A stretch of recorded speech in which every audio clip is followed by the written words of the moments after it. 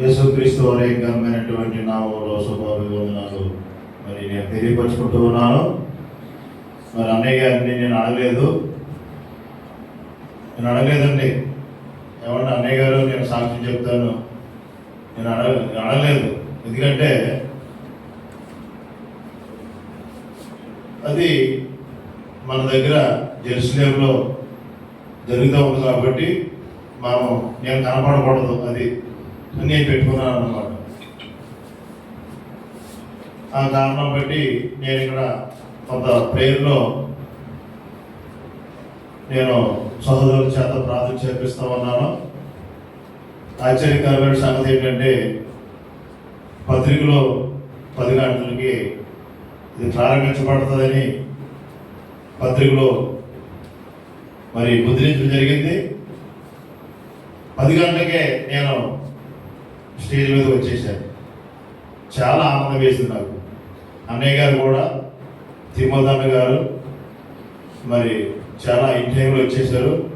అన్నయ్య గారు చెప్పారు, నేను అన్నయ్య గారు మరి నా హృదయంలో ప్రభు ఎంతో భారాన్ని ప్రభు పెట్టినాడు, అది ఈరోజు ఇన్ టైంలో మనం కోరుకుంటూ ఉన్నాము. ఈ సమయం కొరకు నేను దివారాత్రులు దేవుని యొక్క పాదాలని పట్టుకుంటూ వచ్చాను అని చెప్పడం జరిగింది. ఇక్కడ స్టీవెన్ అన్న అంతా కూడా ప్రార్థన చేస్తా ఉన్నారు. ఈ లోపల శుభకరణ మరి తిమ్మోదన్న గారిని మిమ్మల్ని పిలుస్తూ ఉన్నారన్నా అని చెప్పినప్పుడు కిందకి వెళ్ళడం జరిగింది. ఏంటైనా విషయం ఏంటి, సందర్భం ఏంటంటే ఒక 5 నిమిషాల్లో సాక్ష్యం అన్నయ్య గారితో నేను పంచుకోవడం జరిగింది. ఈరోజు నా హృదయంలో ఎంత సంతోషము నేను కలిగిన వాడిగా ఉన్నానంటే నేను చెప్పలేను అన్నమాట. అంత అధికంగా మరి ప్రభు నాలో పెట్టినాడు. ఈరోజు నా జీవితంలో ఏదైనా ఉన్నదంటే ప్రభు తప్ప మరొకటి లేదు. అర్థమైందానే అన్నలో నాలో ఏదైనా ఉన్నదంటే ప్రభు యొక్క పని, ప్రభు పని తప్ప మరొకటి నా కుటుంబం గురించి కానీ బిడ్డల గురించి కానీ అన్నీ కూడా నేను తీసివేసుకున్నాను. ఎందుకంటే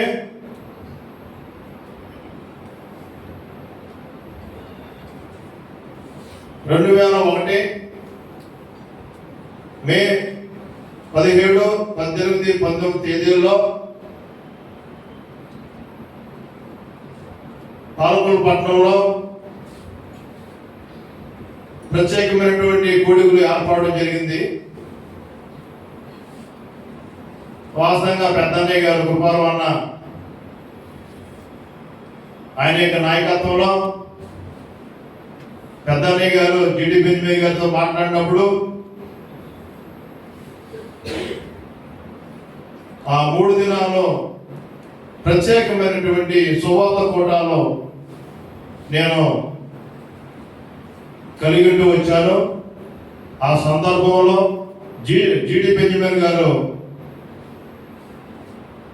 మా గృహానికి వచ్చినప్పుడు పెద్దన్నయ్యతో పాటు అలాగే ద్రోణాచలంలో చిట్టుబోయస్ గారు వచ్చారు, కర్నూలులో ఉన్నటువంటి నెహిమి గారు వచ్చారు, ఇక్కడ ఈ బెల్ట్ లో పనిచేస్తున్నటువంటి కృష్ణపాల్ గారు కూడా వచ్చారు, స్థానిక సేవల స్వాల్మాన్ గారు కూడా ఉన్నారు.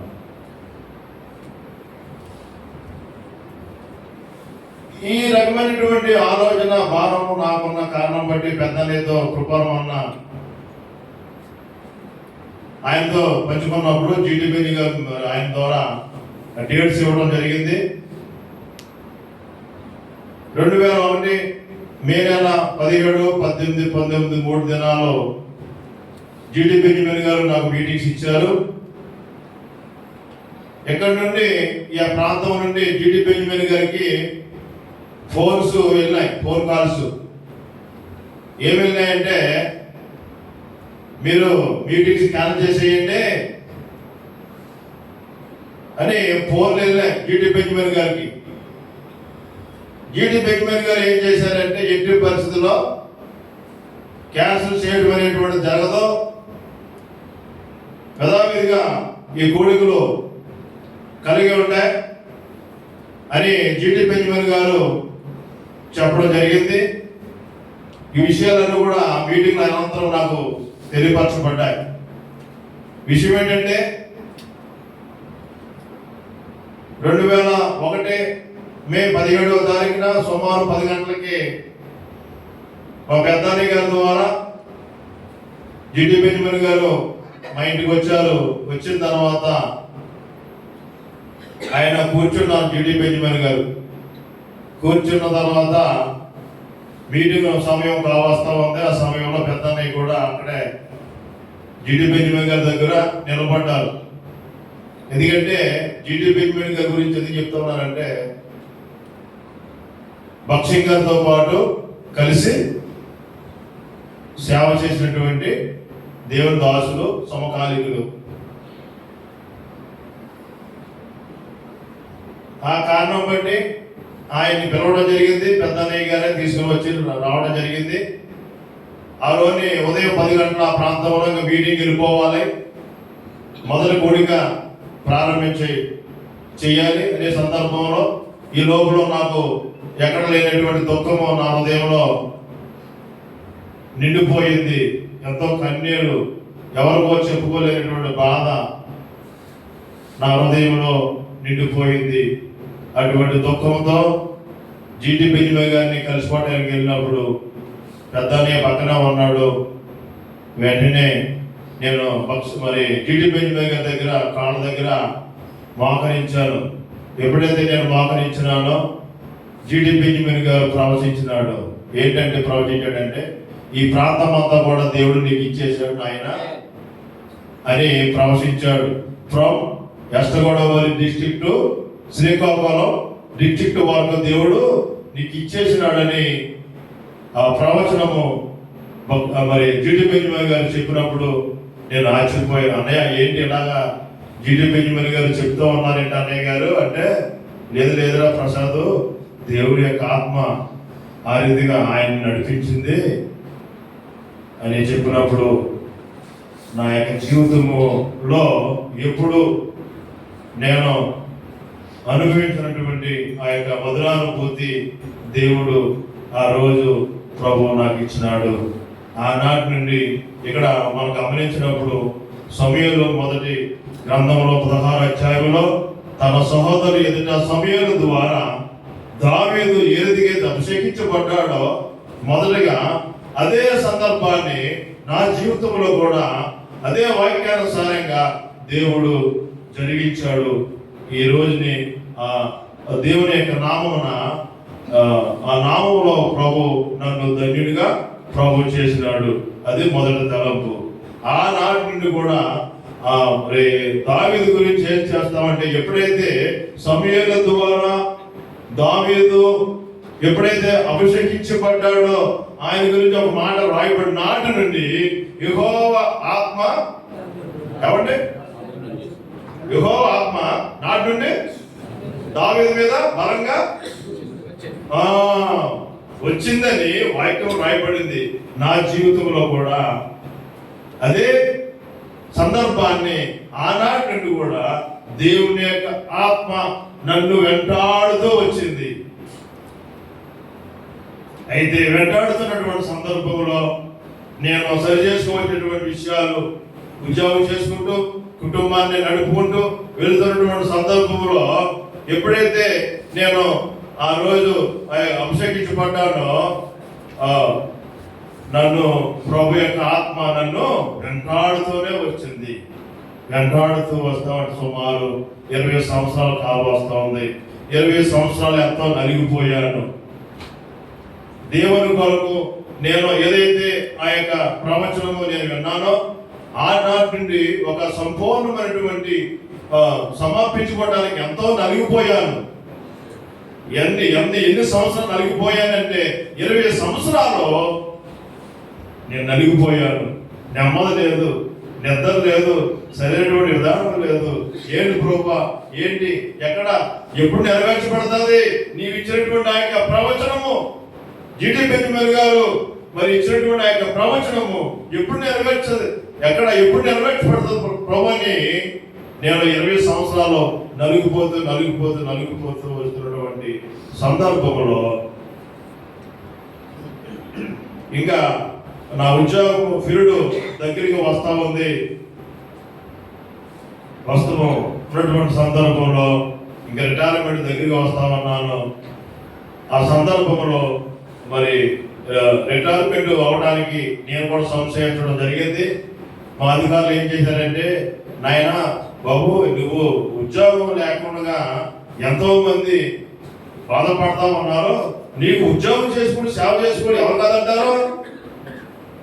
ఉద్యోగం చేసుకుంటూ సేవ చేసుకో, ఎవరు కాదంటారు? మేమేమైనా ఇబ్బంది పెడతాం నిన్ను అంటూ మా అధికారులు ఆ రకమైనటువంటి విధానము మరి చెప్పడం వలన నేను ఉద్యోగ మరి విరమణ అనేటువంటిది కూడా నేను మానుకోవడం జరిగింది. సుమారు 30 సంవత్సరాలు సర్వీస్లో మరి సర్వీస్ చేయడానికి ప్రభు సహాయం చేస్తూ వచ్చాడు.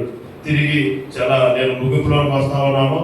ఎందుకంటే ఆ రకంగా జరుగుతున్నటువంటి సందర్భంలో రిటైర్మెంట్ అవుతూ వస్తా సందర్భంలో మరి నేను ఒక నిశ్చితలోకి వచ్చాను.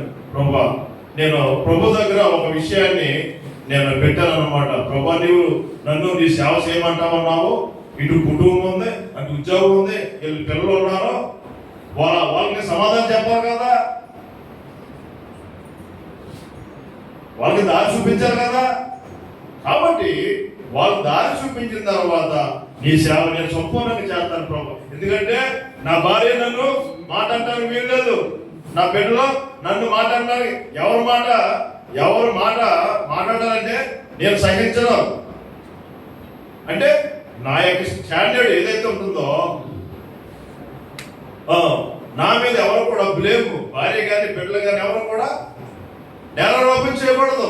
ఆ రీతిగా నా పనులన్నీ కూడా చక్కబెట్టేసుకుంటూ ఉన్నప్పుడు అప్పుడు నీ యొక్క సేవ కొరకు ప్రభా నేను నీ కొరకు సమర్పించుకుంటాననేటువంటి తీర్మానంలోకి రావడం వలన సుమారు 30 సంవత్సరాలు సర్వీసులో ప్రభుత్వగా ఉండి రిటైర్మెంట్ రోజుని పెద్ద నేనే పిలవడం జరిగింది.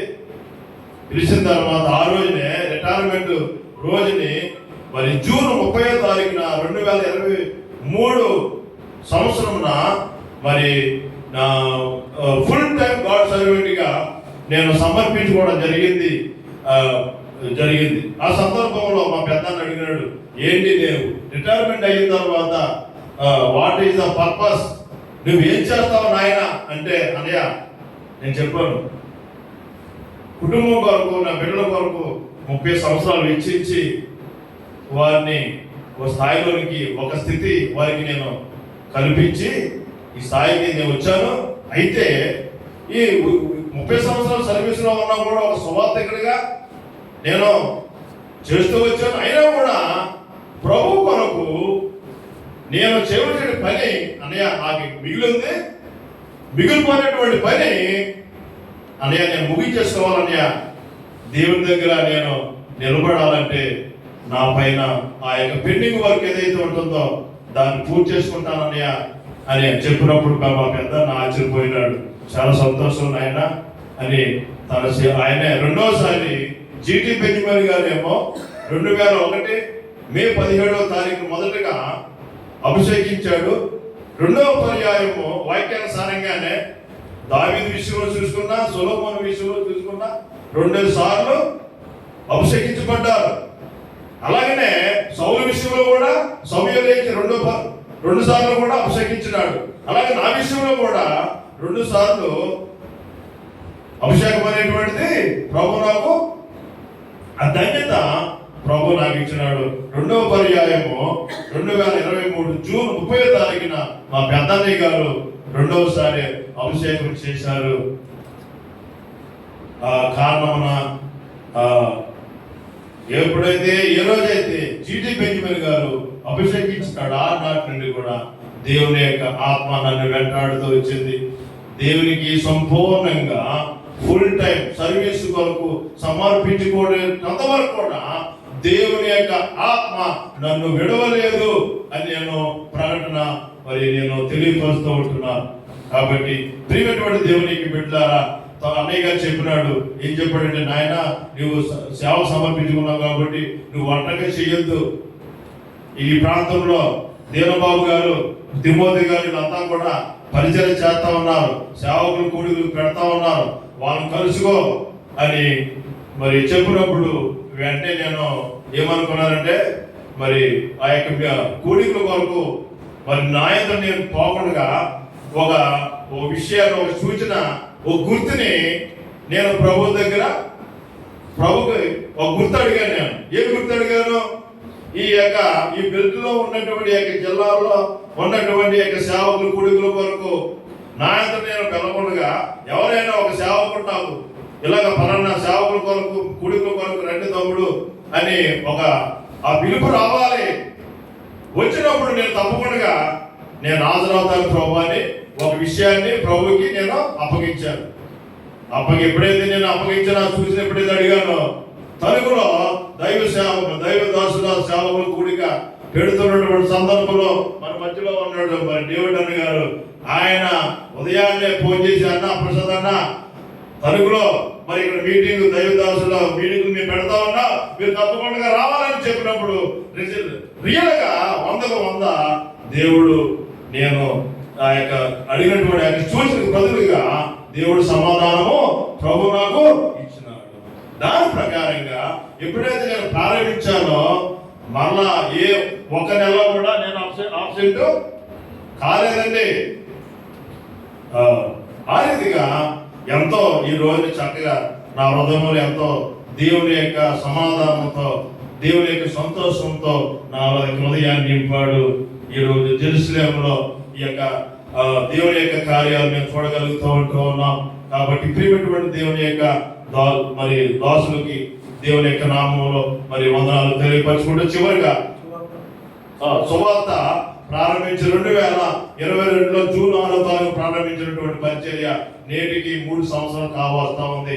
3 సంవత్సరాలు కావస్తా ఉందంటే 36 మాసాలు, అంటే 36 కూడికలు నేను కండక్ట్ చేశాను. అర్థమైందండి? సువార్త దండయాత్రలో 36 సువార్త దండయాత్రలు, అంటే 6 సువార్త దండయాత్రలు తీస్తే ఇక మిగిలిన 30 దండయాత్రలు నేను చేశాను. నేను నడిపించుకున్నాను.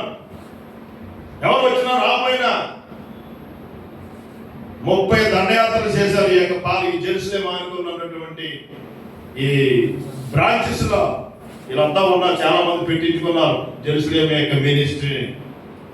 కాబట్టి ఈ 3 సంవత్సరాల్లో 5 సందర్భంలో తిరిగి ఇంకో విషయం ఏంటంటే, చాలా ప్రాముఖ్యమైన విషయం ఏంటంటే, ఎప్పుడైతే ఈ దైవదాసుల కూడికల కొరకు నేను వెళ్తా ఉన్నానో, సాక్షాత్తు తిమోతి అన్న గారి ద్వారా దేవుడు చాలా ప్రభువులను తాకుతూ వచ్చాడు.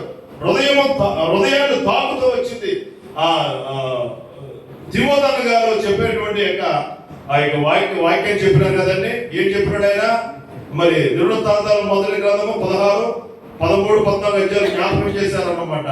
అదే వాక్యాన్ని ఎప్పుడైతే అక్కడ రాజమండ్రి సమాధాన గృహం చెప్పినప్పుడు కానీ, అలాగే కొత్త వాటిలో చెప్పినప్పుడు కానీ ఇదే వాక్యాన్ని అన్నయ్య గారు ఇస్తూ ఉంటే, దేవుడు సాక్షాత్తు దేవుడు నాతో మాట్లాడినాడు. ఎవరు మాట్లాడినాడు? అన్నయ్య గారు ఏం చెప్పినాడు? ఆనాడు ఉన్నటువంటి దావీదు ఏమనుకున్నాడు? ఉపదేశము గృహంలో ఉన్నటువంటి యొక్క మందసము నా యొక్క గృహానికి తీసుకురావాలని తాత్పర్యం కలిగిన వాడిగా ఉండే దావీదు దేవుని యొక్క మందసము, దేవుని యొక్క సేవ, దేవుని యొక్క సేవ ఏదైతే ఉంటుందో నేనుండేటువంటి ప్రాంతానికి, స్థలానికి తీసుకురావడం వరకు ఎన్ని ప్రయత్నాలు చేయాలో దావీదు చేసినాడు. దావీదు యొక్క కోరిక దేవుడు తీర్చలేదా? నెరవేర్చినాడు. ఆ విషయాలు తిమోతి అన్న గారు వాక్యాన్ని బోధిస్తున్న సందర్భంలో నాకు అర్థమైపోయింది అనమాట. ఏమర్థమైంది? దావీదు ఏదికి ఆశపడ్డాడో నాకు కూడా అటువంటి ఆశ ఉంది. ప్రభా, నీ సరి నాకు కావాలి, నీ ప్రజలు నాకు కావాలి, నీ దైవదోషం నాకు కావాలి, నీ సన్నిధి నాకు కావాలి, నాకేది వద్దు అని ప్రార్థన చేశాను. నిజంగా తిమోతి గారు ద్వారా దేవుడు సాక్షాత్తు నా యొక్క హృదయాన్ని నింపేసినాడు. ఆ రోజు తీర్మానం చేశాను అన్నయ్య గారి దగ్గర. ఎప్పుడు మీటింగ్ డేట్ ఎప్పుడు తీసుకున్నాను నేను? 6 మాసాల కిందట. ఎప్పుడు అదేంటంటే దేవుడి రోజు మందిరం పేరు, ఈ ఊరి పేరు అది రంపచోడవరంలో లాస్ట్ 2024 అడిగాను నేను.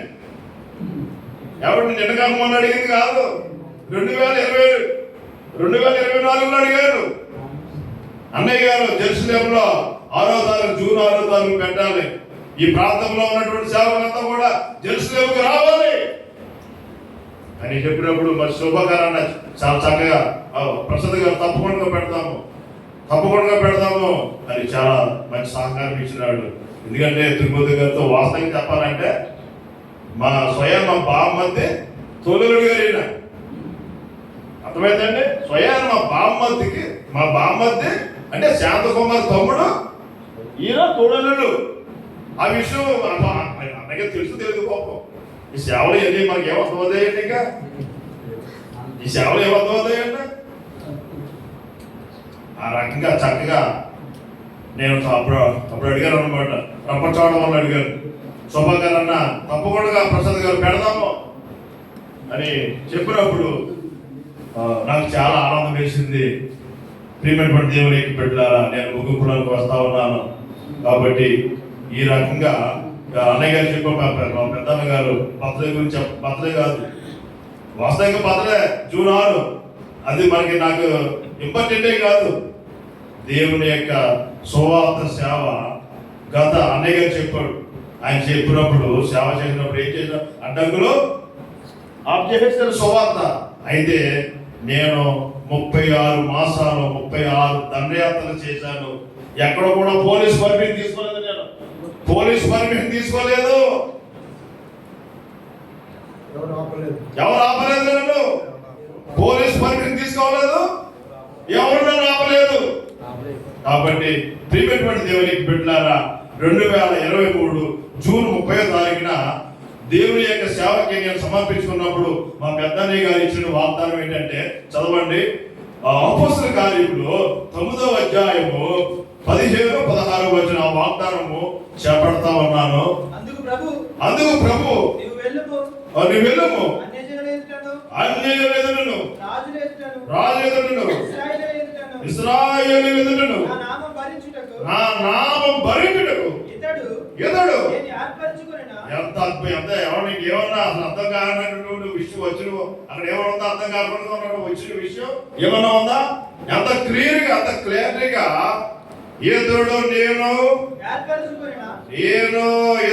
ఏర్పరచుకున్నా. ఎంత అద్భుతమైనటువంటి ఏమన్నా ఆ వాగ్దానంతో, ఎప్పుడైతే ఆ వాగ్దానము మా అన్నయ్య గారు చెప్పాడో ఆ వాగ్దానంతో నా హృదయం అంతా కూడా నిండిపోయింది. నాకు ఏ ఆశ లేదు, డబ్బు మీద ఆశ లేదు, ఇంటి మీద ఆశ లేదు, భార్య మీద ఆశ లేదు, పిల్లల మీద ఆశ, దేవుని మీద ఆశ లేదు. కంప్లీట్ గా దేవునికి సరెండర్ అయిపోయినా అన్నమాట. ఆ వాగ్దానం చేపట్టారు. ప్రభా నిజమే, నీ కొరకు నేను నిలబడతాను, నన్ను నీ వాడుకో, వెనక తిరిగి పరిస్థితి నాకు లేదు. ఇంకా నువ్వు నన్ను ఏ రకంగా వాడుకుంటావు నీ ఇష్టం. ఆయన ఆనాడు అబ్రహాంకి ఇచ్చిన వాగ్దానము ఏమండి, పాలు తేళ్లు ప్రవహించేటువంటి ఆ యొక్క దేశాన్ని శుద్ధిగిస్తారని యెహోవా దేవుడు అబ్రహాంకి ఇచ్చిన వాగ్దానం ప్రకారంగా నాకు కూడా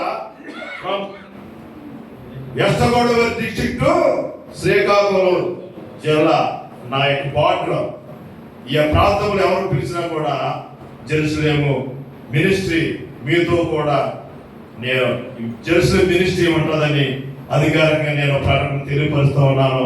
కాబట్టి ప్రియమైనటువంటి దేవునికి పెట్టారా, దేవుడు ఆ రకమైనటువంటి ఆత్మీయమైన మంట ప్రభు నాలో పెట్టినాడు. నా కొరకు ప్రార్థించేయండి, మినిస్ట్రీ కొరకు ప్రార్థించేయండి. నేను ప్రార్థన చేశాను. ఇక్కడ ఒక వచనం చదవాలి, కీర్తన 24. మైక్ తీసుకుని ఆయన ఎరే బాబు ఇవ్వలేదు మైక్ తీసుకురా, ఇదిగో మైక్, ఇదిగో మైక్, ఇదిగో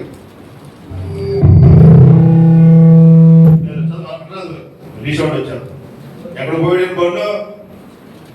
నీ కోరికను సిద్ధింపజేసి నీ కోరిక సిద్ధింపచేసి నీ ఆలోచన యావత్తు ఏమి కూడా పెండింగ్ లేదు. అర్థమైందండి? ఏది కూడా పెండింగ్ దేవుడు వరకు నా కుటుంబం గురించి కాదు పెండింగ్. దేవుని యొక్క మందిరము చక్కగా ఆరోగ్యవంతంగా చక్కగా ప్రభు నీ సేవకు లేనటువంటి వారు వచ్చినప్పుడు చక్కగా నిన్ను ఆరాధించాలి, నిన్ను కనపరచాలి, నిన్ను స్తుతించాలి. దాని వరకు ఎంత క్రయమైనా నేను చెల్లిస్తాను ప్రభు, నాకు నువ్వు సహాయపడు అని ప్రార్థన చేసుకున్నప్పుడు ఆ వాగ్దానం ఇచ్చినాడు ఏంటంటే నీ ఆలోచన యావత్తు ఏమంటే పిన్ను చిన్న వస్తువు అవసరం అయితే ఆ చిన్న అవసరము ప్రభు తీర్చినాడు. ఈరోజు చక్కగా ఎంత కూడా మానవునికి అందనటువంటి జ్ఞానంతో కట్టబడినటువంటి ఈ కట్టడ. ఒకప్పుడు ఇది జెరూసలేము ప్రేయర్ హాల్ పెట్టాను. 3 సంవత్సరాలు కావస్తుంది, 4వ సంవత్సరం వచ్చేటప్పటికి అది ఎలా ప్రేయర్ హాల్ ఏమైపోతుందన్నమాట. ఈ రోజుని ప్రేయర్ హౌస్ గా. నేను ఒక విషయం ఏంటంటే ఒక విషయం చెప్పాలి. హైదరాబాద్ లో బుక్కులకి రాసినప్పుడు నేను జెరూసలేం ప్రార్థన మందిరం మెన్షన్ చేసేవాడు కాదు. జెరూసలేం అని పెట్టేసి అడ్రస్ జెరూసలేం అని పెట్టి విడిచిపెట్టేసేవాడు. ఎందుకంటే ఇది ప్రార్థన మందిరం కాదు కదా అని భయమేసి యథార్థమానం రాయాలి కదా. జెరూసలేము ఎస్వి ప్రసాద్ పాలకొల్లు పెట్టి వాళ్ళు ఏం చేసేవారు, జెరూసలేము ప్రార్థన మందిరం వాళ్ళు పెట్టేవారు బుక్స్. ఆ రకంగా వచ్చి అన్నయ్య గారు కూడా తిమ్మోతి గారు కూడా మరి స్థానిక సేవకులు ప్రసాద్ గారు చెప్పినప్పుడు నాకు ఎంతో ఆనందం వేసింది అనమాట. కాబట్టి ప్రియమైనటువంటి దేవునికి పెట్టారా ఈ రోజుని దేవుళ్ళు ఆనందిస్తూ దేవుని కొరకు జీవన కలిగి గొప్ప అవకాశాలు ప్రవహించినాడు. మీరు చెప్పండి, ఎవరైనా మీ స్థలాల్లో సువార్త జరిపించాలని నేను ముందుంటాను. నాకు ఏ పర్మిషన్ అవసరం లేదండి. నా దగ్గరగా 30-40 మంది సేవకులు ఉన్నారు. సేవకులు అయ్యి వచ్చి నేనే పెట్టుకుంటాను. టిఫిన్ కానీ బ్రేక్ఫాస్ట్ కానీ లంచ్ కానీ మీరు పెట్టుకోండి. స్థానిక సంఘం సేవకులకు సంబంధించి వచ్చి అంతానే సరే ఎంతమంది వచ్చినా నేను భరించుకుంటాను. అదంతా కూడా దేవుడు నాకు ఇస్తా ఉన్నాడు. కాబట్టి ప్రియమైనటువంటి దేవునికి పెట్టారా నా బార్డర్ ఫ్రమ్ వెస్ట్గోడ డిస్ట్రిక్ట్ శ్రీకాకుళం. కాబట్టి ఆ పని దేవుడి పని పూర్తి అయిపోవాలి. దాని కొరకు ప్రార్థన చేయండి. మీకు అందరూ కూడా ప్రభు వారి యొక్క ఘనమైనటువంటి నామంలో వందనాలు తెలియపరుచుకుంటూ ఉన్నారు. అందరూ వందనాలు.